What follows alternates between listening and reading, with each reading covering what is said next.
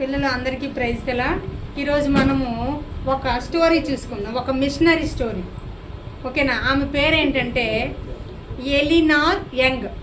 ఓకేనా? Elinor young అనే ఒక మహిళ కోసం మనము చూసుకుందాము. ఆమె ఎవరంటే ఒక మిషనరీ.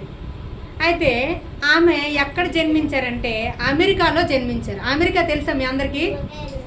అమెరికాలో జన్మించారంట. వాళ్ళ పేరెంట్స్కి 4 పిల్లలు అంట. ఎంతమంది పిల్లలు? 4 పిల్లల్లో ఈ ఎలినారు ఒక ఆమె. ఓకేనా? అయితే ఈ ఎలినార్ అంట, మరి ఈ ఎలినార్ యొక్క తల్లిదండ్రులు చాలా దేవుడంటే భయభక్తులు గలవారంట. ఓకేనా? చాలా భయభక్తులు గలవారు. అయితే మరి ఈమె ఎలినారు పుట్టేటప్పుడు చాలా చక్కగా పుట్టిందని. ఇప్పుడు మీరు అందరు మంచిగా ఉన్నారు కదా, కాళ్ళు చేతులు కళ్ళు అన్ని మంచిగా హెల్తీగా ఉన్నారు కదా. ఎలినారు కూడా అలా హెల్తీగానే పుట్టిందంట.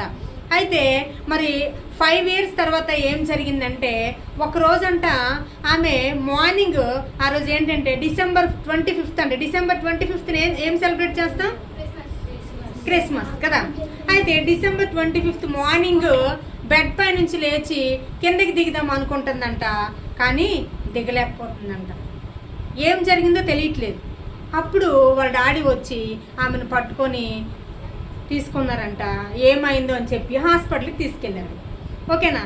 తీసుకువెళ్తే వాళ్ళు అడ్మిట్ చేయాలని చెప్పారంట. ఏదో ఫీవర్ అని చెప్పారంట. మామూలు ఫీవర్ అనుకున్నారు వీళ్ళు. అడ్మిట్ చేశారంట. అడ్మిట్ చేశాక ఏం జరిగిందంటే, వాళ్ళు ఏం చెప్పారంటే, ఆ అమ్మాయికి మరి పోలియో ఉందని చెప్పారంట. ఓకేనా? పోలియో అంటే మరి ఎలాంటి పోలియో అంటే, వెన్నుపూస పోలియోతో పాటు మరి బల్బార్ అనే పోలియో వచ్చిందంట. ఓకేనా? ఇప్పుడు ఈ బల్బార్ పోలియో వస్తే ఏం జరుగుతుందంటే, మరి ఆమె మెదడు నాళాలు పనిచేయవంట. ఓకేనా? కాళ్ళు చచ్చిపోతాయి, తర్వాత సరిగా పనిచేయవు, అలాగే మెదడు నాళాలు కూడా పనిచేయవు. ఓకేనా? అలాంటి భయంకరమైన వ్యాధి వచ్చింది. ఆ జబ్బు వస్తే అంట మరి బ్రతకటం చాలా కష్టం అంట. అలా అది వచ్చి బ్రతికిన వారు 10 నుండి 20% మాత్రమే. అంటే 100 మందిలో ఒక 10-20 మంది మాత్రమే బ్రతుకుతారంట. మరి ఎవ్వరు బ్రతకరంట, చనిపోతారంట. అంత భయంకరమైన వ్యాధి. ఓకేనా? అయితే మరి ఈమెకు ఆ వ్యాధి వచ్చిందంట. ఓకేనా? ఆ వ్యాధి వస్తే అప్పుడు వాళ్ళ తల్లిదండ్రులు చాలా బాధపడ్డారంట. ఎందుకు ప్రభువా మాకు ఇలాంటి పరిస్థితి తీసుకొచ్చామని దేవుని మీద కోపగించుకున్నారంట. ఆ తర్వాత ఏం జరిగిందంటే, మరి మరలా వాళ్ళ మనసు మార్చుకొని, ప్రభువా మరి మా బిడ్డని నువ్వు బాగు చేయు, కాపాడు అని దేవునికి ప్రార్థన చేశారంట. ఈ బిడ్డ నువ్విచ్చిన బహుమానము నీ దగ్గర పెడుతున్నాము, నువ్వే ఈ బిడ్డని బాగు చేయని ప్రార్థన చేయడము మొదలు పెట్టారంట. ఆ అమ్మాయి అంతవరకు ఏమనుకునేదంట, మరి వాళ్ళ ఫాదరు మరి ఏదైనా తన కోసం చేయగలడు, ఒక ఫ్రెండ్లా మరి చాలా చక్కగా చూసుకుని, మా డాడీ ఉన్నాడు, నాకు పర్లేదు, నాకు మా డాడీ చూసుకుంటాడు, ఏదైనా నా కోసం చేస్తాడు అనుకునేదంట. అయితే ఒకరోజు ఏం జరిగిందంట, ఇప్పుడు ఆమె పరిస్థితి నుంచి ఉంది, ఆ అనారోగ్యంతో ఉంది. వాళ్ళ డాడీ బాగు చేశారా? బాగా చేయలే. అలా హాస్పిటల్లో అమ్మాయి 7 months ఉందంట. అప్పుడు ఏం చేశారంటే, ఆ అమ్మాయి ఇంకా దేవునికి, యేసు ప్రభుకి ప్రార్థన చేయడం స్టార్ట్ చేసిందంట. ఓకేనా? ప్రార్థన చేయడం స్టార్ట్ చేసిందంట. ప్రభువా నన్ను ముట్టి బాగు చెయ్యి, నేనున్న ఈ పరిస్థితి నుంచి నన్ను విడిపించు, నన్ను లేవనెత్తు, నన్ను నడిపించు, నన్ను బాగు చేయని దేవునికి ఎంతగానో ప్రార్థన చేయడము మరి స్టార్ట్ చేసిందంట. ప్రార్థన చేయగా అప్పుడు ప్రాణం పోవలసిన ఆమె ప్రాణాలతో బయటపడిందంట. ఓకేనా? అయితే మరి ఇప్పుడు ఆమె పరిస్థితి ఏంటో తెలుసా? ఒక్క తల మాత్రమే మూవ్ అవుతుంది. ఈ కాలుకి, 2 కాళ్ళకి కూడా ఏవో స్ప్రింగ్స్ లా మొత్తం రాడ్స్ పెట్టేశారు. చేతిలో అది పట్టుకునేది ఉంటారు కదా, ఏమంటారు, వాకర్, అది పట్టుకొని నడుస్తుందంట చాలా నెమ్మదిగా. అంటే ఫ్రీగా ఒక తల మాత్రమే మూవ్ చేయగలదు, ఇంకా కాళ్ళు చేతులు అంత సరిగా ఆమెకి పని చేయవు. ఆ అమ్మాయి పేరేంటి? ఎలినార్. ఓకేనా? ఎలినార్ అని. అయితే అలాంటి పరిస్థితిలో ఉందా ఆమె. మరి అయితే ఆమె అలాంటి స్థితిలో ఉండగా ఏం జరిగిందంటే, కొంచెము ఎప్పుడైతే ఆ స్టిక్ పట్టుకొని నెమ్మదిగా నడుస్తుందో అప్పుడు మరి అందరు పిల్లలు స్కూల్కి వెళ్తారు కదా, మీరు అందరు స్కూల్కి వెళ్తారు కదా, ఇప్పుడు హాలిడే కాబట్టి ఇంట్లో ఉంటున్నారు. నిన్ననే హాలిడేస్ ఇచ్చారు కాబట్టి. కానీ మామూలప్పుడు మీరు డైలీ స్కూల్కి వెళ్ళి వస్తారు, చదువుకుంటారు, ఆడుకుంటారు కదా. ఆ అమ్మాయి కూడా అలా ఉంటుంది లేదా, చిన్న అమ్మాయి కదా, 5 years బేబీ. ఆ అమ్మాయి కూడా అందరు స్కూల్కి వెళ్ళి వస్తుంటే నేను కూడా స్కూల్కి వెళ్తాను మమ్మీ డాడీ అని చెప్పిందంట. సరే అని చెప్పి చక్కగా రెడీ అయ్యి మరి ఆ అమ్మాయి కూడా స్కూల్కి వెళ్ళేది, చదువుకునేదంట. కానీ ప్లే టైంలో ఏం చేసేది, ఆమె ఒక దగ్గర కూర్చునేదంట, మిగతా పిల్లలందరూ వెళ్ళి చక్కగా ఆడుకొని వచ్చేవారంట. ఈ అమ్మాయి ఆ స్కూల్లో కూడా మరి కొంతమంది మిషనరీస్ పిల్లలు ఉంటారు కదా, ఆ పిల్లలతో వారి పిల్లలతో ఈ అమ్మాయి ఫ్రెండ్షిప్ చేస్తూ మాట్లాడుతూ ఉండేదంట. ఓకేనా. అయితే మరి ఒకరోజు ఏం జరిగిందంటే వాళ్ళ పేరెంట్స్ అంట ఒక చిన్న చర్చికి వెళ్తాంట. ఇప్పుడు ఈ చర్చ్ ఉంది కదా, ఇది చర్చ్, ఇది చిన్నగా ఉంది కదా, కొంచెం మంది ఇక్కడ ఉన్నాం, పెద్ద చర్చ్ కాదు కదా. వాళ్ళ పేరెంట్స్ కూడా అలాగే ఒక చిన్న చర్చికి వెళ్ళేవారంట. ఓకేనా. వెళ్తే ఒకరోజు ఏం జరిగిందంటే ఈ అమ్మాయి కూడా వాళ్ళ పేరెంట్స్తో చర్చికి వెళ్ళిందంట. అక్కడికి ఒక ఆయన వచ్చారంట, ఒక ఆయన మిషనరీగా వచ్చారంట. అతను ఎలా ఉన్నాడంట తెలుసా, తల అంట బట్ట తల. ఓకేనా. నెక్స్ట్ మరి అతని తల బట్టతల, తర్వాత పళ్ళు మూతి వంకరగా ఉందంట. చూడటానికి అతను అంత మరి అందంగా లేడంట. ఓకేనా. వంకర పళ్ళు, బట్టతల, పొట్టిగా ఉన్నాడంట. అర్థమైందా. అయితే ఆయన నిలవబడి ఏం చెప్తున్నాడంటే, నేను ఇలా ఉండటానికి కారణం ఏంటంటే మా ప్రాంతంలో, మేముండే ప్రాంతంలో ఆహారానికి ఇబ్బంది, తినడానికి తిండి ఉండేది కాదు. అయితే మా దగ్గరికి ఒక మిషనరీ వచ్చి మాకు ఆహారం పంచిపెట్టేవారు, వాళ్ళు పెట్టిన ఆహారం మేము తినేవాళ్ళు. ఓకే. అయితే మరి ఆ విధముగా నాకు మిషనరీల మీద ఆసక్తి కలిగింది, నేను కూడా ఒక మిషనరీ అవ్వాలి అని. ఈ విధంగా నేను మిషనరీ పరిచర్య చేస్తున్నాను. మీలో ఎవరైనా మిషనరీ అవ్వాలనుకుంటున్నారా అని ఆ ఒక మిషనరీ గారు చర్చిలో ఉన్న వారికి అడిగారంట. అడిగితే వాళ్ళు ఒక్కరు కూడా మరి నేను మిషనరీగా వస్తానని ఒక్కరు కూడా చెయ్యి లేపలేదంట పైకి. అర్థమైందా. అయితే ఈ అమ్మాయి ఏం చేస్తుందంట, నేను మిషనరీగా వస్తా అని ఇలా చెయ్యెత్తిందంట. అర్థమైందా. అప్పటికి ఆ అమ్మాయి ఏజ్ ఎంతో తెలుసా, 9 years. ఓకేనా. 9 years అమ్మాయి మరి దేవుడు తనకి సేవకు పిలుస్తున్నాడని గ్రహించగలిగింది, తను ఒక మిషనరీగా పిలుస్తున్నాడని గ్రహించగలిగింది. ఆమె నేను మిషనరీగా వస్తానని చెయ్యెత్తిందంట. వెరీ గుడ్ పాప, దాను ఫ్రంట్కి రా అని చెప్పి ఫ్రంట్కి పిలిచారంట.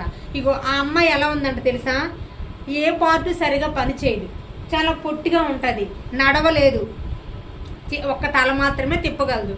మరి అలాంటి ఆమె దేవుని పరిచయం చేయడం కష్టమా ఈజీయా, చాలా కష్టం కదా. ఆమె స్కూల్కి వెళ్ళి రావటమే ఎంతో కష్టం. అలాంటి ఆమె ఇప్పుడు మిషనరీగా పరిచయం చేయాలి. మిషనరీ అంటే ఏంటంటే వాళ్ళ పేరెంట్స్ని, వాళ్ళ ఇంటిని, వాళ్ళకు ఉన్నవన్నీ విడిచిపెట్టి మరి దూరంగా వేరే ప్లేస్కి వెళ్ళిపోయి వారు తెలియని మనుషుల మధ్యలో మరి దేవుని పరిచయం చేయాలి, దేవుని కోసం బ్రతకాలి, దేవుని కోసం వారికి చెప్పాలి. కష్టమా కాదు. తన వంట చేసుకోవాలి, తన పనులు తను చేసుకోవాలి. తన పొజిషను ఏం బాగాలేదు, తన శరీరమే అనారోగ్యంతో ఉంది. అలాంటి స్థితిలో ఉన్న ఆమె మిషనరీగా వెళ్ళటానికి మరి ఆమె చెయ్యెత్తింది. అయితే అప్పుడు ఆ మిషనరీ గారు ముందుకు పిలిచి, అమ్మ మరి దేవుడు నిన్ను పిలిచాడు, తప్పకుండా దేవుడు నిన్ను బలంగా, దేవుడు ఎవరినైతే పిలుస్తాడో వారిని చాలా బలంగా వాడుకుంటాడని చెప్పి ఆ అమ్మాయితో మిషనరీ చెప్పి బలపరిచాడంట. ఆ తర్వాత ఆమె ఒక బైబిల్ కాలేజీలో ట్రైనింగ్కి జాయిన్ అయిందంట. ట్రైనింగ్ అయిన తర్వాత ఒక మిషనరీ ఏమంటారు మిషనరీ బోర్డుకి అప్లికేషన్ పెట్టిందంట. నేను ఇలా మిషనరీగా వెళ్ళాలనుకుంటున్నాను, నన్ను ఎక్కడైనా అపాయింట్ చేయండి, ఎక్కడ అవసరం ఉందో అక్కడ అపాయింట్ చేయండి అని అప్లికేషన్ పెట్టిందంట. అప్లికేషన్ పెడితే మరి ఈ హెల్త్ కండిషన్ చూసి వాళ్ళు ఈ అప్లికేషన్ను రిజెక్ట్ చేశారంట. యాక్సెప్ట్ చేయలే, వద్దని చెప్పేశారు. నీ ఆరోగ్యం బాగాలేదు కదా, వద్దని చెప్పేశారు. మరలా ఆమె ఏం చేసిందంట, ఇంకో బైబిల్ కాలేజ్లో ట్రైనింగ్ అయ్యి మరలా ఇంకో బోర్డుకి ఆమె అప్లికేషన్ పెట్టిందంట, నేను మిషనరీగా వెళ్తానని. ఓకేనా. అప్లికేషన్ పెట్టాక ఆ బోర్డు వాళ్ళు వచ్చారంట, ఈమె అప్లికేషను యాక్సెప్ట్ చేశారంట, ఓకే అన్నారంట. అయితే ఓకే, కానీ నీకు ఆరోగ్యం బాగలేదు కాబట్టి నువ్వు వేరే ప్రాంతానికి వెళ్ళటానికి వీల్లేదు, నువ్వు అమెరికాలోనే ఏదో ఒక ప్లేస్లో మరి వర్క్ చేయాలి మిషనరీగా అని చెప్పారంట. అయితే ఆ అమ్మాయి మరి ఒప్పుకోలేదు. ఒకవేళ నీకు మిషనరీగా మేము వద్దంటే నువ్వేం చేస్తావు అని అడిగారంట. నన్ను మీరు వద్దంటే ఇంకొక దగ్గర దేవుడు నన్ను వాడుకుంటారు, నేనైతే మరి సైలెంట్గా ఉన్నాను కానీ నేను ఇంకో ప్రయత్నం చేస్తాను, దేవుడే నన్ను వాడుకుంటాడని చెప్పిందట. అయితే వెంటనే మరి వాళ్ళు ఏం చేశారంట, సరే మాకు 1 వీక్ టైం ఇవ్వమ్మా, మీకు వేరే ప్లేస్ పంపిస్తామని చెప్పి ఆ అమ్మాయి దగ్గర 1 వీక్ టైం తీసుకున్నారంట. 1 వీక్ తర్వాత వాళ్ళు వచ్చి ఆ అమ్మాయికి ఒక ప్రాంతానికి పంపిస్తామని చెప్పారంట. ఎక్కడ ప్రాంతం అంటే ఇండోనేషియా ప్రాంతంలో కిమ్యాల్, ఓకేనా, కిమ్యాల్ అనే ప్రాంతానికి మరి పంపిస్తున్నామని చెప్పారంట. ఆ కిమ్యాల్ అనే ప్రాంతం ఏంటంటే అది ఎలాంటి ప్రాంతమో వినండి. ఆ ప్రాంతం ఎలాంటిదంట, అది ఒక ట్రైబల్ ఏరియా, ఓకేనా. అసలు ఆ ప్రాంతం ఉందని 1963 1963లో వారు ఫైండ్ అవుట్ చేశారంట. అలాగే వారి దగ్గరికి ఒక మిషనరీని పంపించారు. పంపిస్తే మరి ఆ కిమ్యాల్ ప్రజలు ఏం చేశారో తెలుసా, దేవుని ప్రేమ తెలియక అతన్ని చంపేశారంట. ఇప్పుడు అతను చంపేశారు కదా, ఆ ప్లేస్కి ఈమె వెళ్తుంది మిషనరీగా, దేవుని కోసం చెప్పడానికి సెకండ్ ఆమె వెళ్తుంది. ఎలా ఉంటుంది, ఈమె బ్రతుకుతుందో చనిపోద్దో తెలియదు కదా, అలాంటి ప్లేస్ చూస్ చేసుకుంది ఆమె. మరి అక్కడికి వెళ్తుంది. అయితే ప్రార్థన చేసుకొని ప్రార్థన పూర్వకంగా సిద్ధపడి ఆమె ప్రాంతానికి వెళ్ళిందంట. ఆ ప్రాంతాన్ని దేవుడు తనకి అనుకూలంగా మార్చాడంట. ఈమె వెళ్ళగానే ఆ ప్రాంత ప్రజలు మరి చాలా చక్కగా రిసీవ్ చేసుకున్నారంట, ఓకేనా. ఆ ప్రాంతంలో ఉన్న మనుషులందరూ పొట్టిగా ఉంటారంట. ఈమె కూడా ఎలా ఉంటుంది, వెళ్ళినారు పొట్టిగా ఉంటుంది, వాళ్ళు కూడా పొట్టిగానే ఉంటారు. అయితే మరి ఈమె వాళ్ళని ఎంతో ప్రేమగా చూసేది. ఈమె 1973లో 1973లో ఆ ప్లేస్కి వెళ్ళిందంట, ఓకేనా. వెళ్ళింది. ఆ ప్రజలు ఈమెని చాలా ప్రేమించేవారంట, చాలా చక్కగా చూసుకునేవారంట. అయితే ఈమె అక్కడ ఏం చేసిందంట, మరి ఎవరికైనా బాగాలేకపోతే ఒక నర్సులా ట్రీట్మెంట్ చేసేదంట, ఓకేనా. అలాగే ఇంకా ఏం చేసిందంట, మరి బైబుల్ని వారి లాంగ్వేజ్లోకి తర్జుమా చేసిందంట, ట్రాన్స్లేట్ చేసిందంట, ఓకేనా. ఇంకా ఏం చేసిందంటే వాళ్ళ ఫ్రెండ్స్ సహాయంతో మరి మినీ ఎలక్ట్రిక్ హైడ్రో ప్రాజెక్ట్ అక్కడ ఏర్పాటు చేసిందంట. దాని ద్వారా అక్కడున్న ప్రజలకి మరి ఎలక్ట్రికల్ అంటే విద్యుత్ సరఫరా చేసింది. ఇప్పుడు కరెంట్ ఉంటే మనకు ఫ్యాన్ లైట్ వచ్చిందా, వాళ్ళకి అక్కడ కరెంట్ లేదు, లైట్ మరి ఫ్యాన్ లైట్స్ ఏం లేవు. నెక్స్ట్ వాళ్ళు మనలా చక్కగా బట్టలు వేసుకోరంట. వాళ్ళు ఎలా ఉంటారు తెలుసా, వాళ్ళకి బట్టలు ఉండవంట, ఈ కప్పుకోవడానికి చిన్న క్లాత్ కట్టుకుంటారు అంతేనంట, బట్టలు ఏమి ఉండవంట వాళ్ళకి. అసలు వారికి నాగరికతే తెలియదంట, ఎలాంటి నాలెడ్జ్ లేదంట, అర్థమైందా. ఈమె వెళ్ళి వాళ్ళకి అన్ని విషయాలు నేర్పించిందంట. అలాగే చాలా చక్కగా క్రీస్తు సువార్తను వారికి ప్రకటించిందంట. యేసు ప్రభు నిత్యమైన దేవుడు మన కొరకు ఈ లోకానికి మనిషిగా వచ్చాడు, మన కొరకు సిలువలో చనిపోయాడు, ఆయన మరణం ద్వారా మన పాపాలు క్షమించబడతాయి. కాబట్టి మనము పాపులము, క్షమించండి ప్రభు అని అడిగితే ఆయన క్షమిస్తాడు, నిత్యజీవం ఇస్తాడని క్రీస్తు సువార్త వారి మధ్యలో ఎంతో బలంగా చేసిందంట, ఓకేనా. ఆ తర్వాత ఇంకా వారిని నెమ్మదిగా ఆధునీకరించిందంట, ఓకేనా. మరి చాలా విషయాలు వారికి నేర్పించింది. వాళ్ళకి బ్రతకడం తెలీదు. మరి కరెంట్ వచ్చాక వాళ్ళకి ఒక్కసారి ఎలా ఉంటుంది, చీకటి నుంచి ఒక వెలుగులోకి వచ్చినట్లు ఉంటుంది కదా, చీకటి నుండి ఆశ్చర్యమైన వెలుగులోకి వచ్చినట్లు అనిపించిందంట, ఓకేనా. అంటే వారి జీవితము నెమ్మదిగా ఆమె మారుస్తుంది. వారికి నాగరికత లేదు, జ్ఞానము లేదు. వారికి ఎంతో జ్ఞానములోకి వెలుగులోకి ఈమె ఎంతో ప్రయాసపడి వారిని నడిపించిందంట. ఒక ప్లేస్ నుంచి ఇంకో ప్లేస్కి వెళ్ళాలంటే ఆమెని మరి భుజాల మీద ఎత్తుకొని తీసుకెళ్లేవారంట. ఒక కట్టిల్లాగా ఏర్పాటు చేసి దాని మీద కూర్చోబెట్టి మోసుకొని వెళ్ళేవారంట. ఎక్కడి నుంచి అక్కడికి ఆమె నడవలేదు, అక్కడి నుంచి అక్కడికి అలా జరుగుతుండగా ఏం జరిగిందంటే చాలా చక్కగా వారి మధ్యలో ఆమె 17 సంవత్సరాల పరిచర్య చేసిందంట. ఎన్ని ఇయర్స్, 17 ఇయర్స్. ఆ తర్వాత ఏం జరిగిందంటే 1991లో ఏం జరిగిందంటే ఆమెకంట మరలా పోలియో వచ్చిందంట. ఈసారి చాలా సివియర్గా వచ్చిందంట పోలియో. హార్ట్ బీటు ఆగిపోవడం మొదలైందట, నెమ్మదిగా కొట్టుకుంటుందట. ఒక్కొక్కసారి మొత్తానికి హార్ట్ బీటు ఆగిపోయేదంట. మరలా ఆమెని అమెరికాకి తీసుకువెళ్ళారు ట్రీట్మెంట్ విషయమై, ఓకేనా. చక్కగా ట్రీట్మెంట్ ఇప్పించారు. ట్రీట్మెంట్ ఇప్పించిన తర్వాత ఏం జరిగిందంటే మరి ఆమె ఆరోగ్యము కొంచెం మాత్రం ఉంది, ఎక్కువగా ఆమెకి బలం లేదు, పని చేయలేని పరిస్థితి. వయసు కూడా ఎక్కువైంది కదా, అప్పుడు ఏం జరిగిందంటే ఆమె అమెరికాలోనే మరి ఆ పోలియో వ్యాధితో సఫర్ అవుతున్న వారి మధ్యలో పరిచయం చేస్తూ అమెరికాలోనే ఉండిపోయిందంట. అయితే కొన్ని దినాల తర్వాత ఏం జరిగిందంటే ఆమె మరి బైబిల్ తర్జుమా చేసింది కదా, వాళ్ళ భాషలోకి, వాళ్ళ లాంగ్వేజ్లోకి ట్రాన్స్లేట్ చేసింది కదా. ఆ బైబిల్ న్యూ టెస్టిమెంట్ మరి తీసుకొని వెళ్ళి ఆ న్యూ టెస్టిమెంట్ బైబిల్ ఓపెనింగ్కి మరలా ఆ యొక్క కిమ్యాల్ ప్రాంతానికి వెళ్ళిందంట. ఆమెను చూసి ఆ ప్రాంత ప్రజలు చాలా సంతోషించారంట. అంతేకాకుండా ఇప్పుడు వారిలో ఎంత మార్పు వచ్చింది తెలుసా? వారంట అందరూ బట్టలు వేసుకుంటున్నారంట. అంతవరకు బట్టలు వేసుకునేవారు కాదు కదా, బట్టలు వేసుకుంటున్నారంట. వాళ్ళని చూసి చాలా సంతోషించిందంట. ఇంకా ఏం జరిగిందో తెలుసా? అక్కడ ఒక 8,000 మెంబర్సే ఉంటారంట ఆ ప్రాంతంలో. అక్కడే చాలా చర్చెస్ ఏర్పాటు అయ్యాయంట, చాలా మందిరాలు కట్టబడ్డాయంట. అందరూ చాలా నాగరికత నేర్చుకున్నారు. అందరు ఇప్పుడు చర్చికి వెళ్ళి ప్రార్థనలు చేస్తున్నారంట.